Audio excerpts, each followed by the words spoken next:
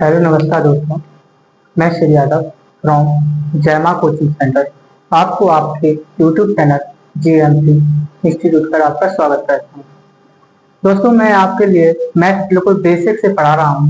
कृपया एक बार आप अच्छी तरह से इसको पढ़ लें, क्योंकि यहाँ पे आपके कोई भी टीचर इतनी बेसिक से नहीं पढ़ाते हैं जितना कि आपके एग्जाम में आना चाहिए।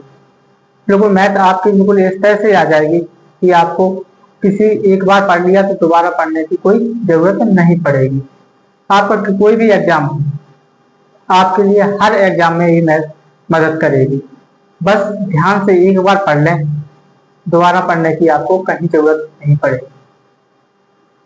तो हमने कल आपके लिए क्लास स्टार्ट की थी, तो कल आपके लिए कहाँ तक पढ़ाया था? शांत और अशांत दशमलव तक पढ़ा दिया था। आज उसके आगे तो इसमें आपके लिए पहचानना बताया था कि नॉन टर्मिनेटिंग और टर्मिनेटिंग। एक बार रिवाइज करेंगे कि टर्मिनेटिंग और नॉन टर्मिनेटिंग जो नंबर्स होते हैं, यानी कि इसमें जो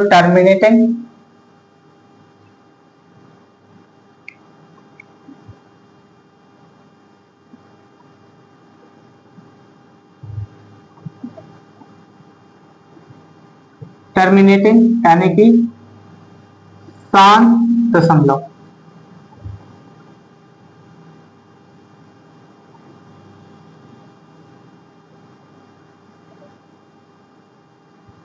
शांत दशमलव में ही छिपा है उसका नाम की बिल्कुल जहां पे एक बार कटने के बाद ये क्या हो जाएगा, बिल्कुल शांत हो जाता है। ठीक है, इसलिए इसको क्या कहा है? टर्मिनेटिंग। ठीक है, दूसरा क्या बना गया? Non terminating. नॉन टर्मिनेटिंग मतलब अशांत दशमलव, यानी कि ऐसा दशमलव जो कभी खत्म ना हो। ठीक है, तो इसकी हमने एक पहचान बताई थी कि जिस फ्रैक्शन में है, यदि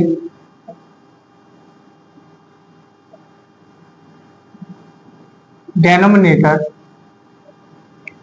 2 की पावर n या 5 की पावर m या 2 की पावर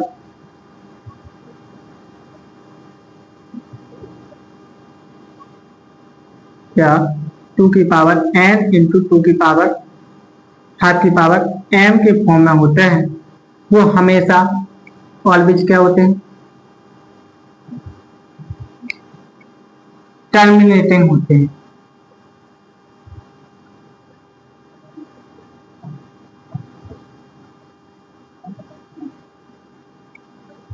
टर्मिनेटिंग होते हैं, बाकी के आपके क्या होते हैं?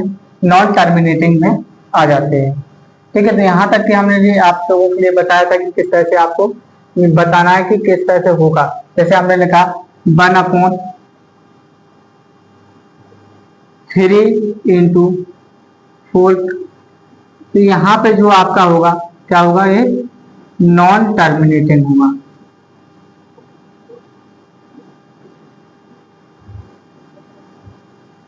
ठीक है, अब नॉन टर्मिनेटिंग को कितने भागों में बांटा गया है?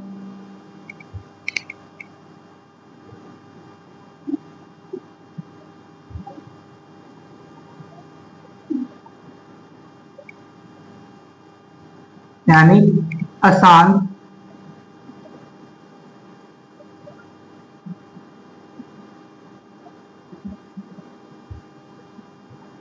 दशमलव को कितने भागों में बांटा गया है? 2 भागों में बांटा गया है।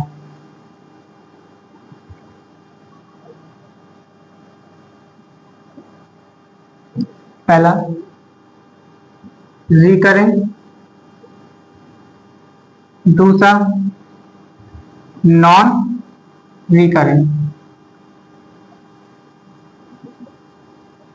ठीक है, ये है आवर्ती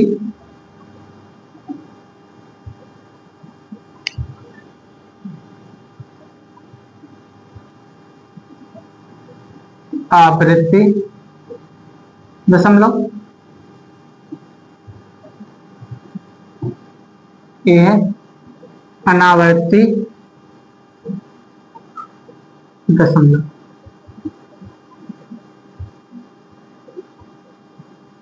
ठीक है, तो इसमें हमने कुछ क्वेश्चन पूछे थे आपसे कि क्या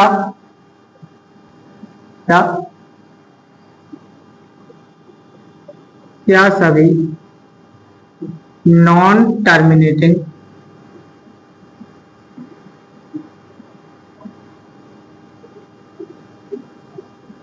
डेसिमल रेशनल नंबर होते हैं। ठीक है,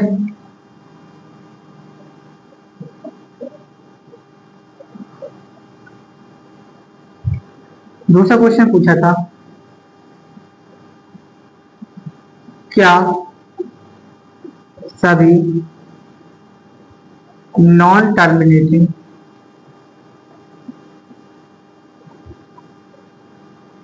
डेसिमल इर्रेशनल नंबर होते हैं।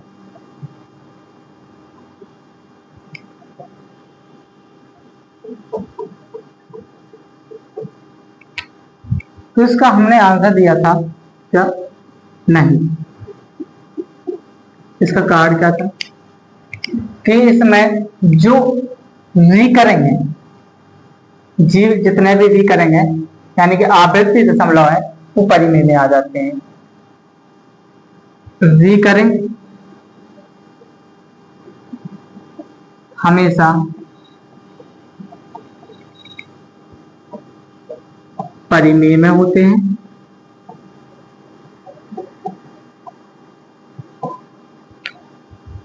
जबकि नॉन रिकरिंग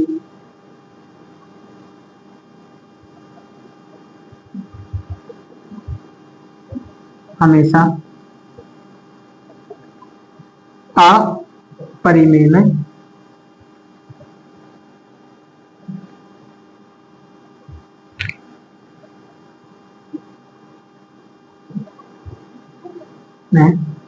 होते हैं।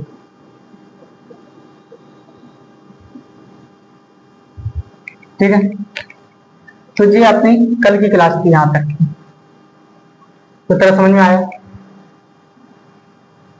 ठीक है, अब हम बोले जैसे कि एक यहाँ पे फैक्ट है,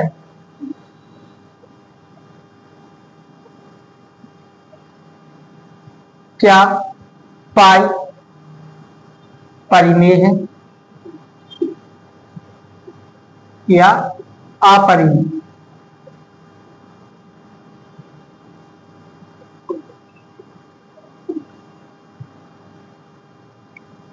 देखो अपना जो पाई होता है ना, वो पाई किस में आता है, अपरिमेय में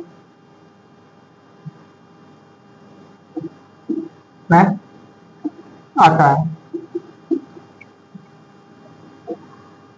जबकि 22/7 परिमेय में आता है। इसका कारण क्या है, इसका कारण ये है कि जो अभी तक पाई का कोई निश्चित मान नहीं निकाल पाए, नहीं निकला, इसलिए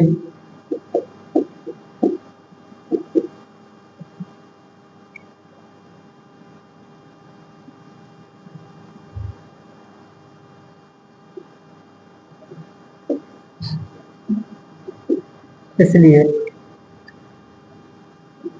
पाई आप परिमेय है, जबकि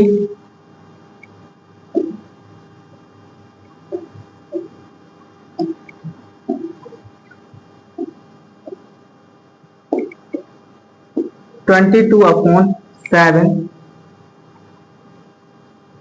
परिमेय है, क्योंकि यह आवृत्ति दशमलव में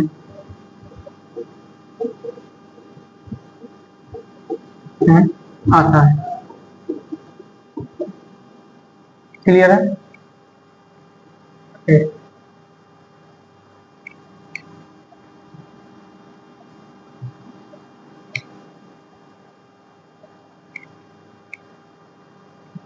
अब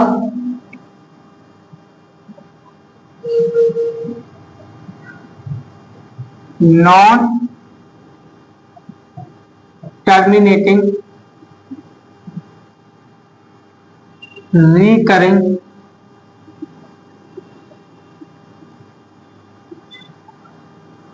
डेसिमल को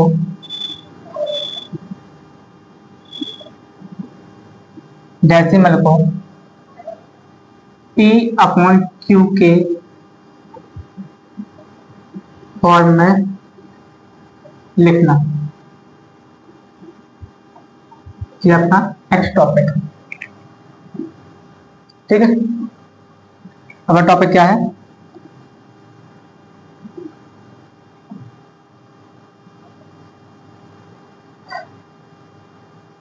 आसान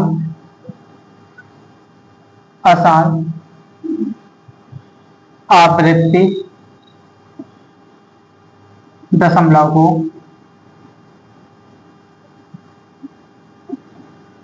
P/Q के रूप में लिखना। ठीक है, इसको ध्यान से पढ़ देख लेना, बिल्कुल सरल है। ठीक है, तो जैसे एक नंबर है 0.3 पर बार। ठीक है, तो आप इसको क्या लिख सकते हैं?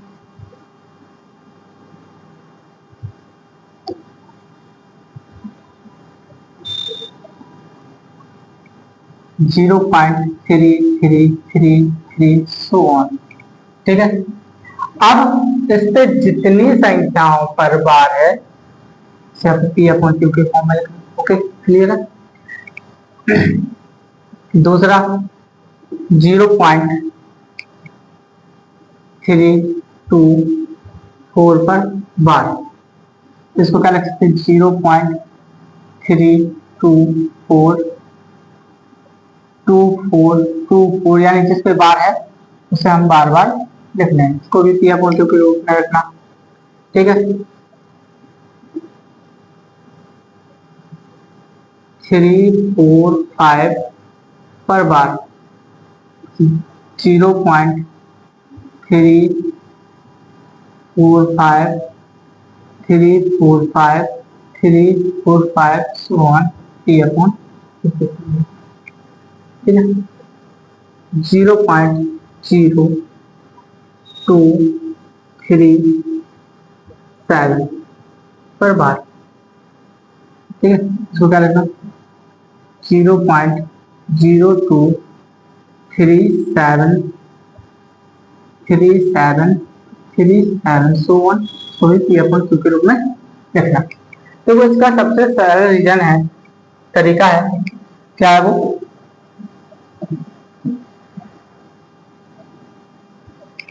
कि जब भी हम इसको इस तरह के लिखेंगे, जिस पर बार है उसको ऊपर पहले तो पूरी संख्या लिख दो। पूरी संख्या क्या आएगी?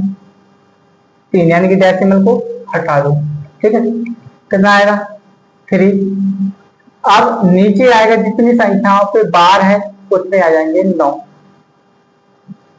ठीक है, इस तरह से इसको कर लेंगे। ठीक है, दूसरा जैसे ये लिखा और उस संख्या को घटा देंगे जिस पे बार नहीं है। जैसे इस पे लिखा 324 पर बार है। ठीक है, जितने पे बार है उतने लगा दो 9। ठीक है, जितने पे बार नहीं है उसको पहले यहां से घटाओ और उतना लगा दो 0। ठीक है, तो इसका कितना आ जाएगा? 321/990। ठीक है, अब इसको देखें, इसे लिखा 3 4 5, यानी कि इसके तो जो सब पे जो बार है तो यहाँ पे क्या आएगा 9 9 9। क्लियर है। और जो यहाँ पे इसको लिखेंगे पहले क्या अपन लोग 2 3 7, जीरो को अपन छोड़ देंगे, लेकिन जीरो के नीचे अपन को 9 तो लेना है, जीरो तो लेना ही है, इस पे बार नहीं है। ठीक है, पहला क्या आएगा यहाँ पे, कितने पे बार है 9 9। अब कितने पे बार नहीं है उतने लगा दो 0, और जितने पे बार नहीं है उसको इसमें से माइनस कर दो। कितने पे बार नहीं है 2 पे बार नहीं है। ठीक है, जीरो का कोई वैल्यू नहीं है इसलिए अपन जीरो को लिखेंगे नहीं। ठीक है, तो यहाँ पे 2 3 7 में से माइनस हो जाएगा तो कितना बचेगा 2 3 5 अपॉन में 9 9 0 0। इसको जो सिंपल फॉर्म में भी लिखेंगे, इसका सिंपल फॉर्म क्या आ जाएगा, सरल कर देंगे हम लोग, 3 1 जा 3 3 3 जा 9। ठीक है, इसको भी 3 से डिवाइड कर देंगे, 3 1 जा 3 3 7 जा 21, नीचे कितना आ जाएगा 3 3 जा 9 3 3 जा 9 0। ठीक है, फिर इसको 3 से डिवाइड हो जाएगा 5 से, 5 4 जा 20, कितना बचा 3, 5 7 जा 35, इसको 5 से डिवाइड कर देंगे, 5 1 जा 5, कितना बचा 4, 5 8 जा 40, सॉरी 5 9 जा 40, क्या आएगा 5 1 जा 5, 5 9 जा 45, कितना बचा 3, 5 6 जा 30 और 0। ठीक है, समझ में आया। ठीक, अब आगे आप लोगों के लिए कुछ क्वेश्चन दे रहे हैं, वो करके बताइए। पहला 0.136 पर बार, दूसरा 0.4235 पर बार,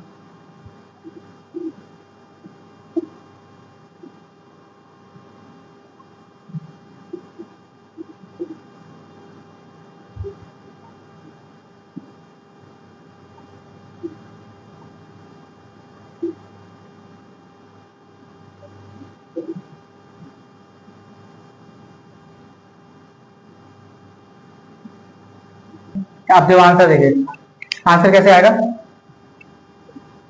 136 माइनस 13 अपॉन में 900। ठीक है, 3 2 1 अपॉन में 900। इसको अपन कैसे डिवाइड कर देंगे 2 से, 3 से, 3 4 जा 12, 3 1 जा 3, 3 3 जा 9 00। ठीक है, तो इसका ये सॉल्व हो जाएगा। ठीक है, अब इसका देखो,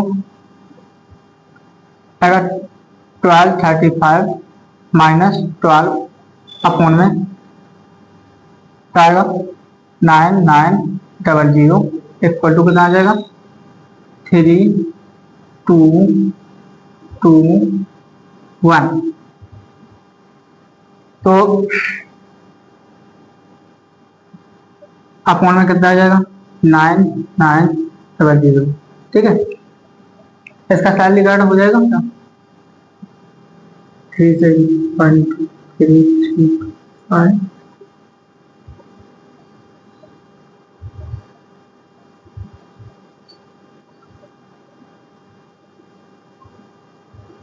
नहीं हुआ। ठीक है, अब इसको देखो, तो क्या लगेंगे 7 4 5 फोन में 9 9 9। ठीक है, इसे इसका भी सरलीकरण नहीं होगा।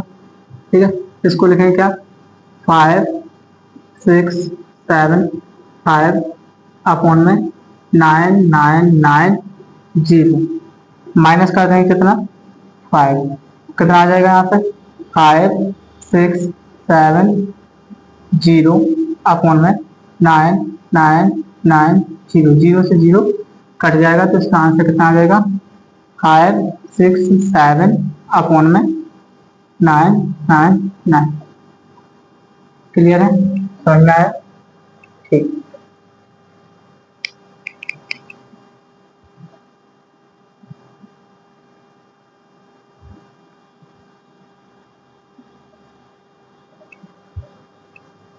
ओके, अब इसके बाद है एक सवाल है आपका, वो बताना कि 0.135 पर बार इसे P/Q के रूप में लिखिए।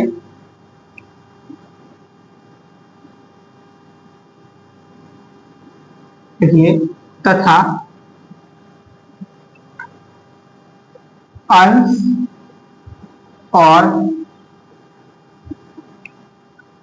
हर का योग बताइए।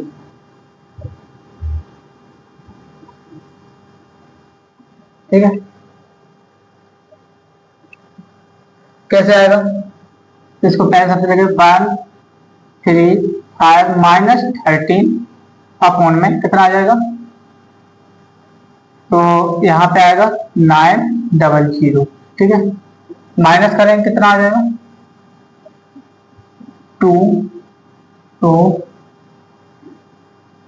1 अपॉन में 900। सबसे पहले इसको अपन को सॉल्व करना है। सॉल्व करेंगे तो इसको अपन सबसे पहले 2 से डिवाइड कर देंगे। 2 6 या 12 और 2 1 या 2। इसको 2 से डिवाइड करेंगे तो 2 4 या 8, 2 5 या 10, 0 का 0। अब इन दोनों को प्लस कर देंगे। 6 प्लस 4 5 0, तो यहाँ पे कितना आ जाएगा? 1 का 1, 6 और 5 11, कैरी आई 1 आ जाएगा 5। इसका ये आंसर है। ठीक है, समझ में आया?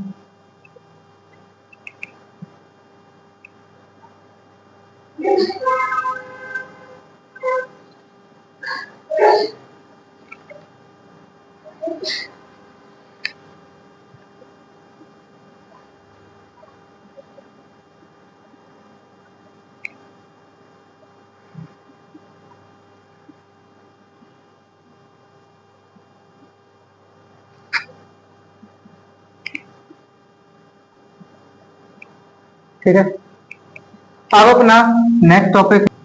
ठीक है, हमारा नेक्स्ट टॉपिक क्या है? पूरक।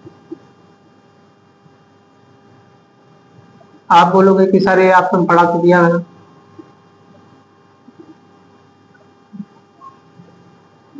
तो इसमें अभी हमारा कुछ टॉपिक रह गए थे जो हमने क्लियर नहीं करा पाए थे, तो टॉपिक पूरे क्लियर करा देंगे। इसके बाद अपन लोग आगे बढ़ेंगे, क्योंकि अपन को पेपर में सिलेक्शन चाहिए, ना कि ऊपर पट्टी का फॉर्मेलिटी पढ़ना है। ठीक है, तो जो अब अपन ने बचपन में नंबर लाइन तो पढ़ी होगी।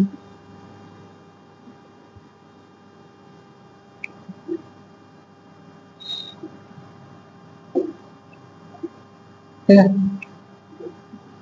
तो इसमें तो पहले क्या होता है? यहाँ पे 0, इस साइड में 1 2 3 4 सो ऑन इंफिनिटी। ठीक है, इस साइड में -1 -2 -3 -4 सो ऑन इंफिनिटी। ठीक है, तो यहाँ पे इस साइड के नंबर हैं, ठीक है, वो आते हैं आपके पॉजिटिव इंटीजर में। इस साइड के नंबर है,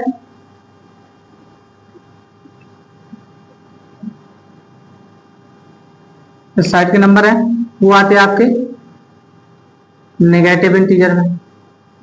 ठीक है, और 0 है, वो 0 किस में आ जाता है अपना? तो 0 अपना ना तो इंटीजर यहाँ पे प्लस में आता है, ना ही किस में आता है? नेगेटिव में आता है। ये क्या है? न्यूट्रल है।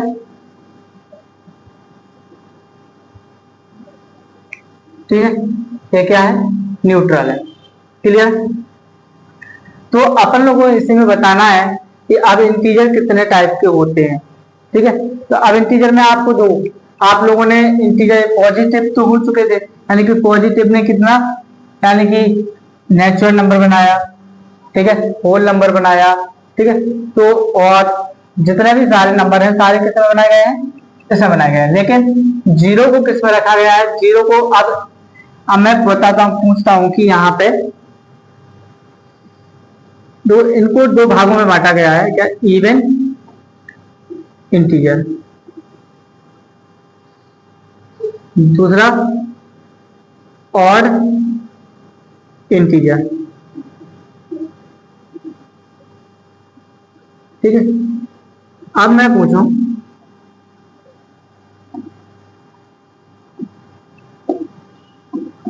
ऑड इंटीजर किसमें आएंगे, जैसे हमने बोला, तो इवन इंटीजर में क्या आएगा, इवन इंटीजर में माइनस का 2 प्लस का 2 भी आएगा, ठीक है,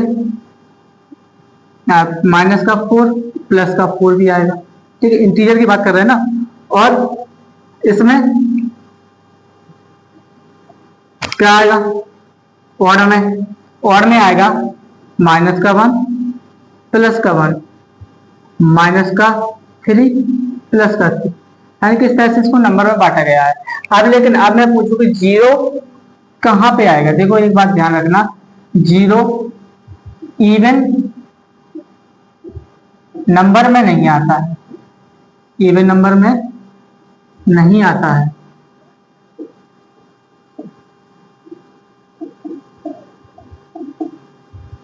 लेकिन जीरो एक इवन इंटीजर है,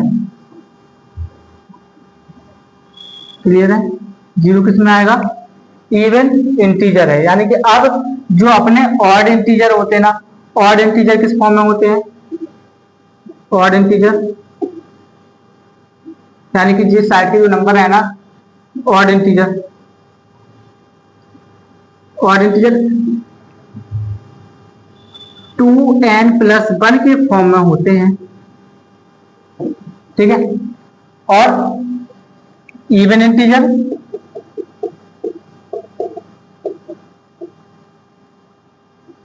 किस फॉर्म में होते हैं, 2n के फॉर्म में होते हैं। समझ में आया, एक बात ध्यान रखना, जीरो अपना इवन नंबर में नहीं आता है, लेकिन यह इवन इंटीजर में आता है, क्लियर है, इसको मोस्ट यानी कि एक पेपर में आ जाता है कभी कभी कि जीरो क्या है, इवन नंबर है या ऑड नंबर है या इवन या फिर इवन इंटीजर है या ऑड इंटीजर है। तो एक बात ध्यान रखना कि ये अपना किसमें है, इवन इंटीजर में आता है, क्लियर है, ठीक, ओके। इसके बाद अपना नेक्स्ट टॉपिक है क्या, पूर्णांक मान, क्या, पूर्णांक मान,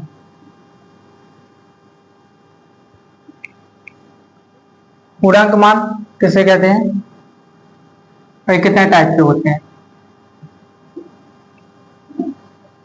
ठीक है, तो पूर्णांक मान दो प्रकार से होते हैं,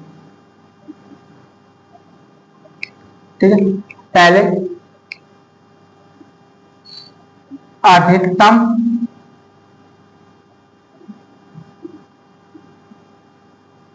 पूर्णांक मान,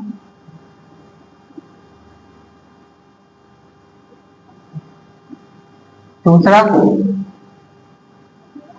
न्यूनतम पूर्णांक मान, ठीक है, इनको दो प्रकार से बांटा गया है, कौन सा, अधिकतम और न्यूनतम, ठीक है, या इसको निकटतम भी बोलते हैं, क्या बोलते हैं, निकटतम,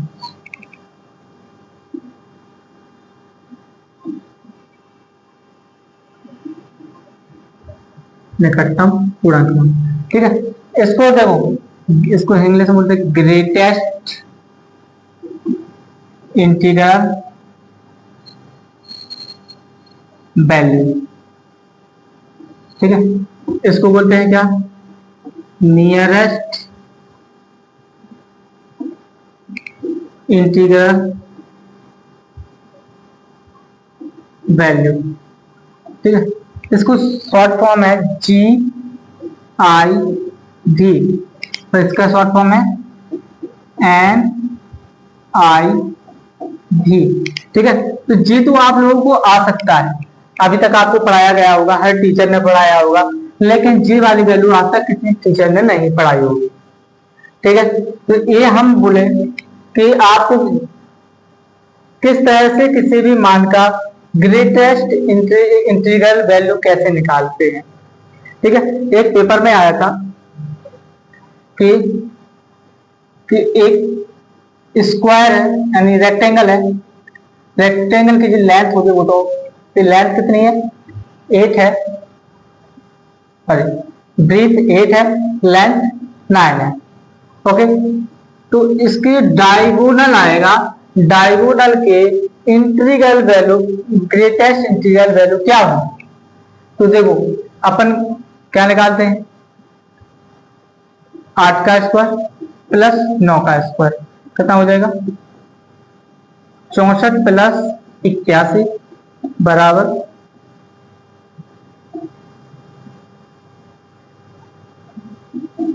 यानी कि 12 पॉइंट कुछ निकलेगा। ओके, तो 12 पॉइंट कुछ निकलेगा, तो जो इसकी वैल्यू आई ना, ध्यान रखना इसकी वैल्यू होगी 12। ठीक है, हमेशा ग्रेटेस्ट इंटीग्रल वैल्यू होती है वो हमेशा लेफ्ट साइड की ही लेनी है। ऑलवेज कैसे लेना है, जस्ट ऑल लेफ्ट साइड। जैसे आप निकाल के बताना 2.4 की ग्रेटेस्ट इंटीग्रल वैल्यू क्या होगी, जी आई बी। दूसरा 2.7,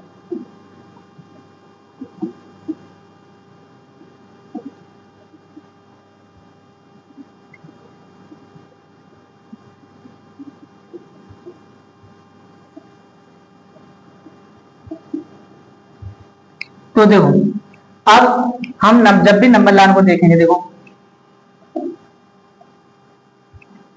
नंबर लाइन पे जो अपने यहाँ पे जो पहला मान होता है ना, यहाँ पे क्या आएगा, 0 आएगा। ठीक है, यहाँ पे आएगा 1, यहाँ पे आएगा 2, यहाँ पे 3, यहाँ पे सो ऑन इन्फिनिटी, यहाँ पे -1, -2, -3, ठीक है, so on minus infinity.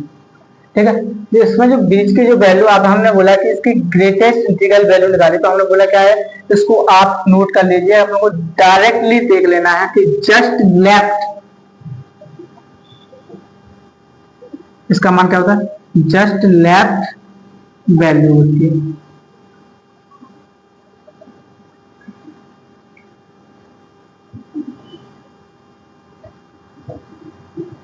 Okay, अब जैसे हमने बोला 2.4 की, अब 2.4 का कहाँ पे आएगा, जिसके बीच में आएगा, इसके जस्ट लेफ्ट में क्या है, 2 है, तो इसका मान क्या आएगा, 2 आएगा। ठीक है, हमने बोला 2.7 की ग्रेटेस्ट वैल्यू क्या होगी, तो इसका भी मान क्या होगा अपना,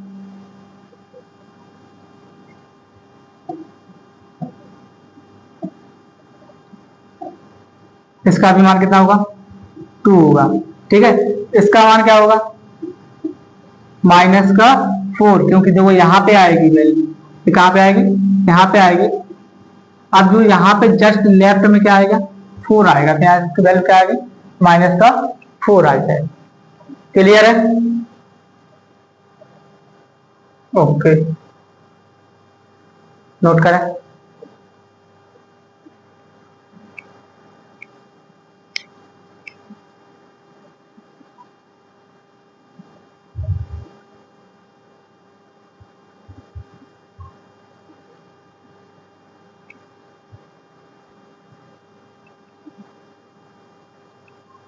ठीक है, नोट कर लिया, इसके बाद है अपना नेक्स्ट टॉपिक क्या है इसी का, नियरेस्ट इंटीजर वैल्यू।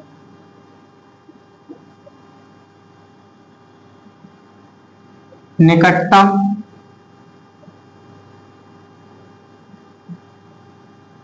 पूर्णांक मान। ठीक है, अब अपन को निकटतम पूर्णांक मान निकालना है।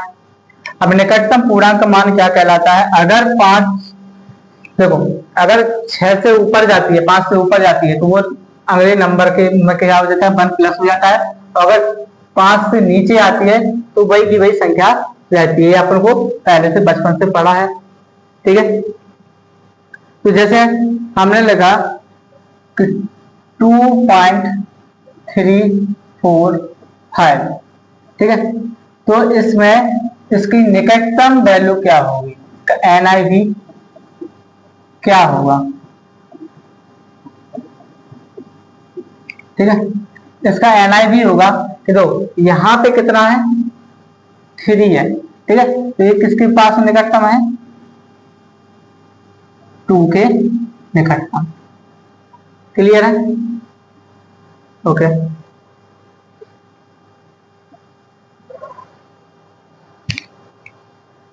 हमें लगा 3.587 ये किसके निकटतम है? तो ये यहाँ पे कितना आ रहा है, 5 आ रहा है, तो ये किसके निकटतम हो जाएगा, 4 के निकटतम पहुंच जाएगा। क्लियर है? अब लिखा मैंने -5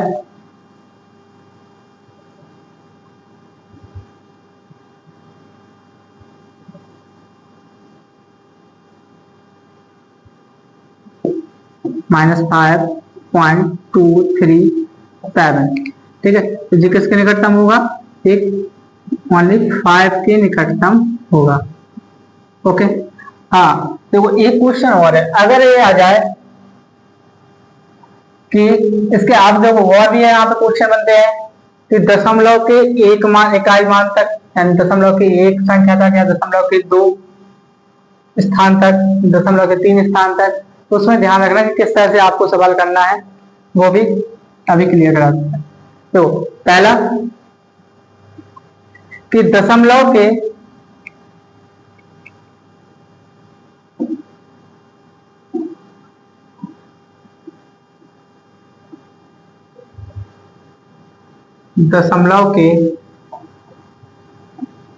एक स्थान तक का निकटतम मान